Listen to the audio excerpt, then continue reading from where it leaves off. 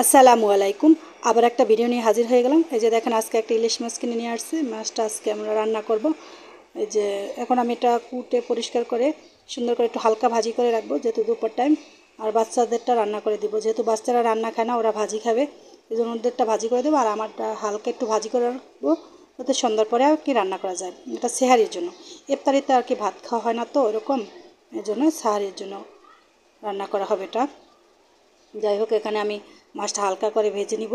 এই জন্য চুলা এখন দিয়ে দিচ্ছি মাছটা। তেল গরম হয়ে গেছিলো। এই যে দেখেন, মাশাল্লাহ মাছটা অনেক সুন্দর হয়েছে কিন্তু।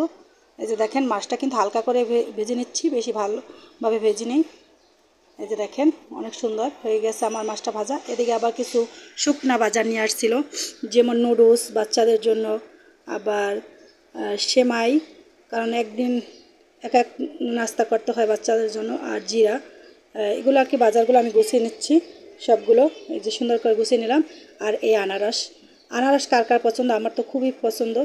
আর এদিকে আবার দেখেন, এই যে সবেদা ফল নিয়ে আসছে। এই যে সবেদা ফলগুলো কিন্তু অনেক ভালোই হয়েছে পাকা। আর সবেদা ফলে কিন্তু প্রচুর পরিমাণে আয়রন আছে। যাদের আয়রনের ঘাটতি আছে তারা সবেদা ফলটা খেতে পারেন। এই যে দেখেন, আর পরে আবার জিলাপিও নিয়ে আসলো, যেহেতু ওর বাবা থাকবে না ইফতারির টাইমে, এই জন্য আমাদের দুপুরের দিকে এগুলো সব কিনে দিয়ে গিয়েছে। যে এখন জিলাপিগুলো আর কি আমি রাখলাম প্লেটে করে, বাচ্চারা খাবে, আর যা থাকবে তা তো আমি ইফতারের সময় খাবো। আর এদিকে আবার একটু দুধ আনছিল, এটা দুধটা জাল করে একটু সেমাই রান্না করে নিলাম। যেহেতু প্রতিদিন ভাজা পোড়া খায়, খেতে খেতে আর ভালো লাগে না, এই জন্য এক এক দিন এক একটা আইটেম করে নিই। আজকে একটু সেমাই রান্না করব ভাজা পোড়ার সাথে সাথে। এই জন্য যে এখানে দুধটা জাল করে এখন আমি সেমাইটা দিয়ে সুন্দর করে রান্না করে নিব। এখন আমি সেমাইটা দিয়ে দিচ্ছি, এটা আবার লাচ্চা সেমাই। চুলাটা কিন্তু আমি অফ করে নিচ্ছি, আর নাহলে বেশি মানে কেমন জানি হয়ে যায়।